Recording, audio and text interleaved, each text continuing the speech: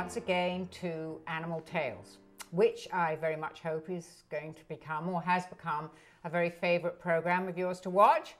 Well, we have some very exciting visitors today, both two-legged and four-legged, of course.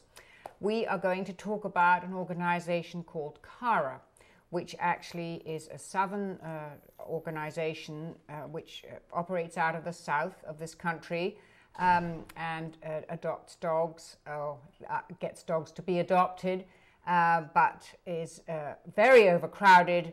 And I'm going to tell you some of the unique ways that they are trying to find homes for the many, many lost dogs down there. And first of all, to tell us about CARA, I'm going to introduce Carolyn Reynolds, who lives in New Hampshire, and her dog Mercedes. Well, not actually your dog, is she? No, she's my foster. She's your foster dog. Yes. So, Carolyn, tell us, how did you first become involved with CARA? I actually saw the article in the Valley News when they first made their trip up February of last year. Mm-hmm. And I thought it was pretty interesting the way they had done it. And I called Jerry and I said, if you ever need a hand, if you need somebody to foster, mm-hmm. or you need a hand at your next adoption, just call me, come over and walk dogs, whatever is needed. Yeah. So Jerry actually did call me, and she asked me to take mm-hmm. a dog that had to be rehomed. And I went over and, picked him up, which a year and a half later we still have. We ended up adopting him. We ended up adopting him. Yes, they say you always keep your first foster. Yes. So we ended up adopting him, mm-hmm. and his name is Ben. So tell us about the actual organization of CARA. What state does it operate out of? They're out of Jackson, Mississippi. Yes. And they right now have almost 300 dogs and 50 cats in the shelter. So they're just way overcrowded, and it just never ends. Oh. One will come out, 3 come in. Yes, yeah. And is it a lot worse down there? It is a fairly state with a lot of poverty, and maybe there's many more foreclosures going on at the moment. Would that?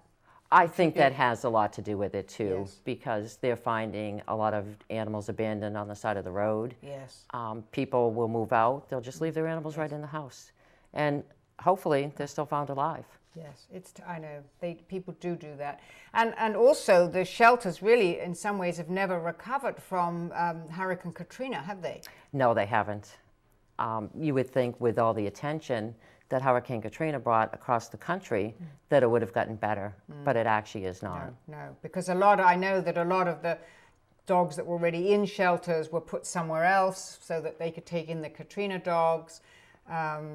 And so they have, what was it, nearly 300 dogs? Nearly 300 dogs. Yes. So Jerry conceived of this idea of putting dogs, and particularly puppies, into a van and bringing them up to places like Norwich, Vermont, and homing them. And has that worked well? It has worked very well. She will take anywhere from, I think her first trips, the dogs were in the 20 numbers, mm-hmm. and some of them were adopted almost immediately. And then she decided that, she would come up maybe 3 or 4 times a year mm-hmm. if there was a call for dogs, because luckily, we're lucky in this area, there aren't very many puppies yes. available for adoption. And so she would bring the young adoptable puppies, mm-hmm. and they were adopted, and they found great homes. Mm-hmm. Mm-hmm. Are they, some of them would be too young to be spayed and neutered, of course? Yes. I don't want to say all vets, but a lot of vets think that you should wait till probably 6 months of age to spay and neuter. Yes, but you presumably asked people to give a guarantee that they would spay and neuter their animals. They were receiving vouchers to help with the spay and neutering, and they would also have to sign a contract saying that this dog had to be spayed and neutered by 6 months of age. Yes. Oh, that's great. That's great. And I think people around here really do spay and neuter. Yes. Yeah. Oh, that's why we have many fewer dogs here. I'm not saying by any means that our shelters are empty. They are not. But we do have far fewer dogs up here because we just have a really good spay and neuter system going, probably in most of New England. I know that it is in Vermont and New Hampshire, but I would think that probably in most of this northern area. whereas in the South, it's just a lot more difficult, and it's probably not so much a habitual thing that you do when you get a dog. And you also said to me that because a lot of dogs, particularly bitches, are outside because the weather's better, people don't worry about it. Correct. Whereas exactly. if you have a bitch that's in heat, and it's in your house, it makes a mess. And it really is something then that people would probably think more about having them spayed. Exactly. And people down south, a lot of them depend on the fence. Yes. Which does not keep the male dogs out. Oh, I mean, no. the proof is right there at the shelter. That's right. Nothing much does. And I think you also said that a lot of dogs are hunting dogs, and so they don't want to neuter them. Right. Yes. I don't understand the Yes, reasoning. yes. People have said that it ruins a dog. I don't hunt, so I really don't know. I don't know what difference it would make, but... Yeah. Well, I think we've talked about that a lot, I think it does often save a dog's life too to be neutered, and certainly gives it an easier life, I think. It sure does. Because it sure does. So tell me, I have this little article here about CARA, and they are looking for a lot of money because they have to do things to their existing facility, like replacing skylights and roofs, and they have to build a metal building for food storage. They have to repair the building throughout. They have to replace the air conditioner, which of course is very necessary down there, and create a new cat area. And then they would also like to have a new cargo van. That's to bring the dogs and puppies up. Exactly. Or they do a lot of back and forth. They're constantly at different vets' office. It just never ends. Yes. With the spay and neutering, a lot of medical issues. A lot of dogs come in malnourished, neglected, mange. Yes. It's just sad. Yes. And it probably at any given time, there's probably 10 dogs at the vets. Yes. And it just never ends. It never ends. And if they had a van where they could just leave the crates inside, put the animals in and transport them. Yes. And that's what they're hoping for. Boy, you really have to be tough to be in this realm, don't you? I don't know how they do it. I don't know how they do it at the shelter. Well, I don't know how you do it either. You hear these heartbreaking stories, and you must have a lot of heartbreaking dogs that also go through your home. I do. Most of them I get, I think the oldest I've had is 2.5 years, besides the one we kept. And they adjust very quickly. It's amazing how a dog can come out of a shelter, never live in a house, and be housebroken in a couple days. I know. It's a question. And they're grateful. They're so grateful. Aren't they? They are very grateful. So tell us about Mercedes. She's being awfully good, isn't she? She is being good. Yes. Mercedes is 9 months old, female, spayed. And she is a Border Collie St. Bernard mix. Oh, wow. She's beautiful. Her and her brother were found walking on the side of the road. Oh. Her brother has found a great home. She's still waiting, but she's doing very well. I can't imagine why she's waiting. She's beautiful. It amazes me that she's still. And does she get on well with other dogs? She loves other dogs. Yes. She loves to play. She's good with cats. Oh, great. She's good with kids. She's crate trained. She's housebroken. Yes. Wow. She's You can just see a her great face dog. is just very St. Bernard, isn't it? Yes. Yes, yes. And I think that scares a lot of people when I say St. Bernard, because she only weighs 50 pounds, and she's not going to get much bigger. No, she's beautiful. I actually have somebody who might be interested in her, so as soon as I get home, I'm going to make a phone call. So I think while we're talking about fostering dogs and adopting dogs through you, I would like to introduce another person who has actually got a dog through CARA, and two four-legged friends. So we will just take a little break, and then we will come back with Deborah and Daisy and Hero. Now I'm going to introduce us to, as I say, 3 more beings.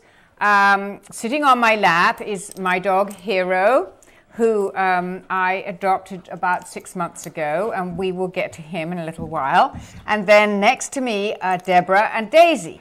Now, Deborah is the one with Daisy is the one with the long flappy ears, and Deborah is the person who adopted her through CARA and Carolyn's organization. So, Deborah, tell us how you came to love and have Daisy in your life. Well, it's sort of a long story, but I'll try to make it short. I was driving by, I was working, and I heard these dogs barking. And so I stopped to check it out. And so that was the first time I heard about CARA coming. And so I just volunteered. I had just lost my last beagle like 4 weeks before, so I wasn't ready for another dog. And so I told them, I would like to volunteer and help them. And in the fall, if they got another dog and they had a beagle, I'd be interested. So they were actually coming to Springfield, Vermont in September. And I get a call. They were driving in the van. They called me and said, "We have a beagle for you." And and of course, I was working, so we'll hold her, and I'll go and check her out. And of course, as soon as I saw her, it was like that was a. She's awfully cute, isn't she? Sweetie. And how old is she now? She's about 3 years old. They don't know a lot about her history because they found her wandering in the woods. So, but she's probably roughly around 3. 3, yes, yes. And she's nice and small too. Yeah, she's only 18 pounds. Yes.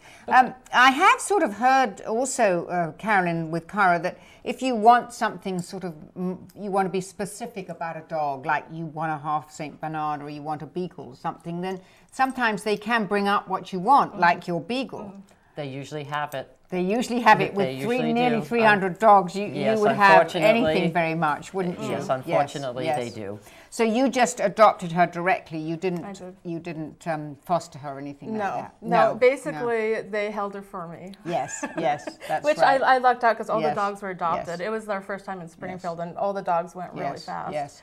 Have you ever thought of being a foster parent as well, or that's not? You can't really fit that into your lifestyle. I can't. I work a lot. I have my own business, and I work crazy hours. So my husband helps me at home, and I also have 4 cats. So. Well, she was found wandering in the woods, and Hero was also found wandering in the woods. And Hero is not actually a CARA dog. I found him at the Lucy Mackenzie shelter down in Brownsville, and I was down there filming, and there was this little bundle of apricot-colored fur shivering in a huge cage. Aww. And Hero is about 12 years old, maybe older. He's also blind, very blind, but he's not deaf, and he definitely has a sense of smell. When they found him, he was very emaciated, and they had to shave him off quite a bit. They had to take 3 teeth out. He also has quite a bad heart condition, and we found out just recently that he also has cancer. So he's in somewhat of a hospice situation, but this is one happy little dog. He is just the cutest little guy, and I have quite lost my heart to him. And I just brought him here because I want to put in a plug for older dogs.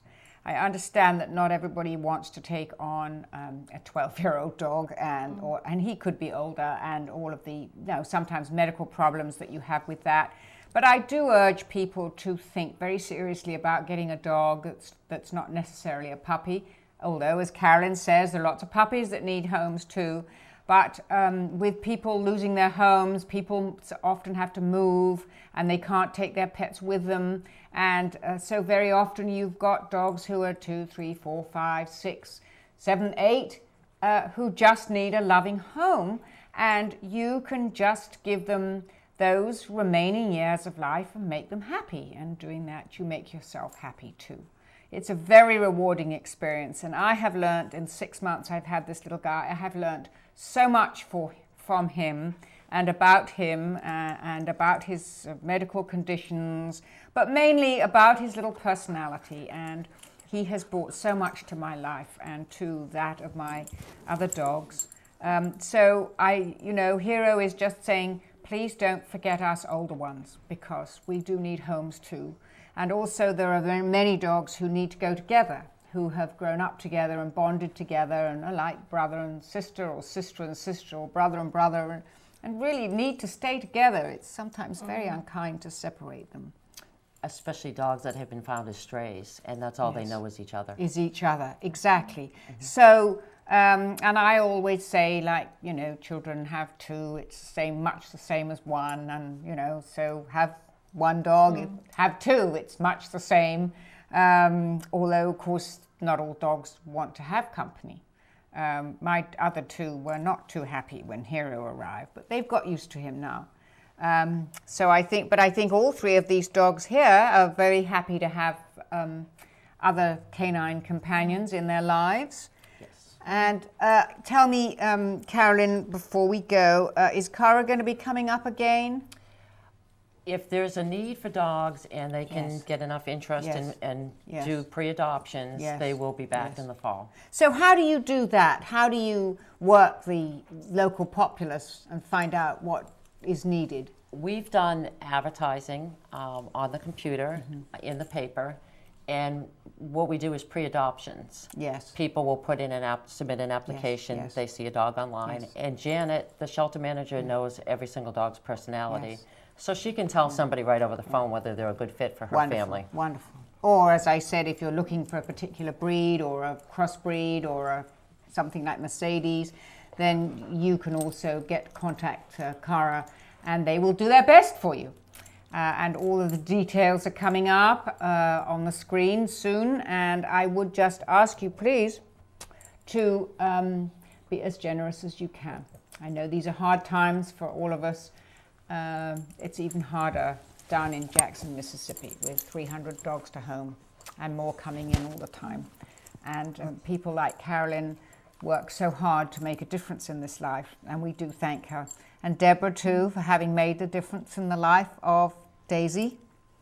And so thank you so much for coming. Miss Mercedes, who has been such a good dog, and Carolyn Reynolds, who is the CARA representative up here in New Hampshire, and Deborah and Daisy, who make a wonderful pair there, and from Hero, my hero. I called him Hero because he's been through so much, and he survived the woods and the teeth extraction, and he's still surviving very well with his cancer and his heart condition, and so he is my hero. From all of us and Roz here in the chair with the doggy, we say thank you so much for listening, and please think about what you can do for not only CARA but for all the dogs and cats who need homes. We appreciate your thoughts, and we look forward to seeing you again soon next month. So goodbye, and thank you so much for coming. Thank you.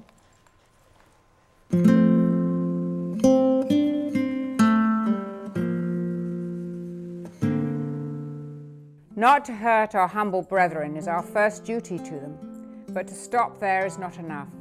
We have a higher mission, to be of service to them wherever they require it.